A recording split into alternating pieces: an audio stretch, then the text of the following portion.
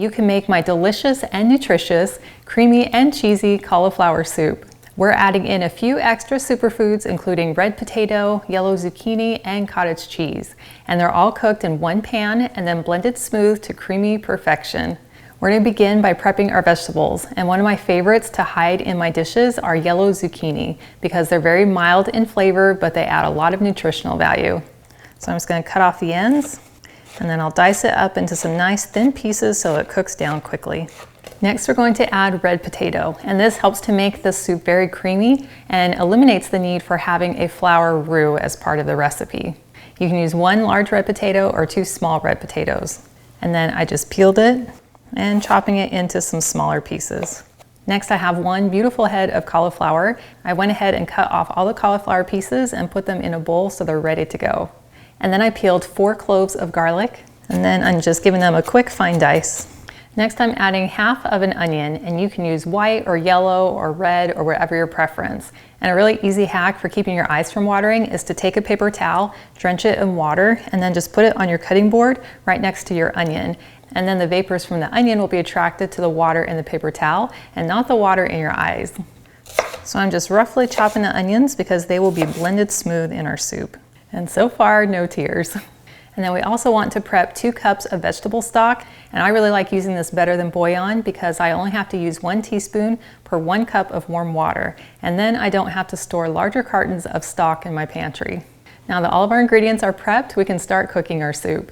To make the soup, I'll be using my enameled cast iron Dutch oven, but you could use any large sturdy pot.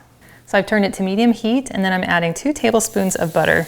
Now that the butter is melted, I'm adding in my onions and the yellow zucchini and season with some salt. And then I'll give it a quick stir to make sure it's all well coated in the butter. And now that they've had a chance to soften, I'm adding in the garlic. And then I'll mix those together until they're well combined. Now we just want to let these cook down until they're nice and soft. So I'm going to go ahead and add the lid to speed up the process. But I'll go ahead and take the lid off about every minute just to give it a good stir to make sure that nothing is sticking to the bottom. Well, it's been about 4 minutes, and now our vegetables are nice and soft and even just starting to brown, which is going to give them delicious flavor. So now we can pour in our 2 cups of vegetable stock, 2 teaspoons of salt. Then we can add in our potatoes and our cauliflower. And then we'll give it a good stir to make sure they're all well coated. Now I'm going to put on my lid and then allow this to simmer for about 15 minutes or until that cauliflower is fork tender. I checked on the soup after 15 minutes, but the cauliflower wasn't quite soft yet. So I went ahead and allowed it to simmer for an additional 5 minutes, for a total of 20 minutes. And now that cauliflower is perfectly soft and it's ready to blend down. Now you have 2 options for blending the soup. You could either use an immersion blender, which you could do right inside of your pot, but it's not going to get quite as smooth and creamy. So I prefer to use my upright Vitamix to get the creamiest result. So I'm going to very carefully begin spooning it into my blender. And now that I have most of it out, I'll go ahead and very carefully pour the rest. And then to add a little protein boost as well as some delicious cheesy texture, I'm going to go ahead and add in half a cup of cottage cheese. This batch of soup fits perfectly inside my blender, but if your blender is a little bit smaller, you might have to blend it in 2 batches, which is totally fine. Now because the soup is hot, you will want to leave some venting space in the top of your blender just to make sure the steam can escape. So I'm going to turn my blender onto low and then gradually increase the speed until the soup is smooth and creamy.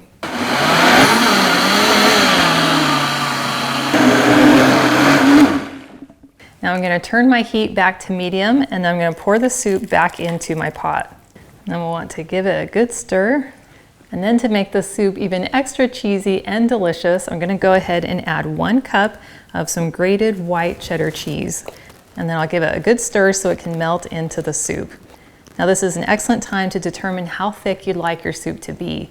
If you'd like it to be a little bit on the thinner side, you can go ahead and pour in a little bit more of vegetable stock or even a little bit of milk. So I'm just going to keep stirring this for about another minute or until that cheese is completely melted. So I'll go ahead and ladle some into my bowl. And then you can add some additional garnishes, which will give it even more flavor. I'm going to sprinkle on just a little bit of some paprika, as well as some finely shredded Parmesan cheese. And pretty much anything tastes better with bacon, so I'm adding just a few little crispy bacon bits. And I just cooked these up in my air fryer while my soup was cooking. And then I'll finish it off with just a few little green onions. Oh my goodness, this looks so good. Blow on it so it's not too hot. That is so good. That is creamy and cheesy and has the most amazing flavor.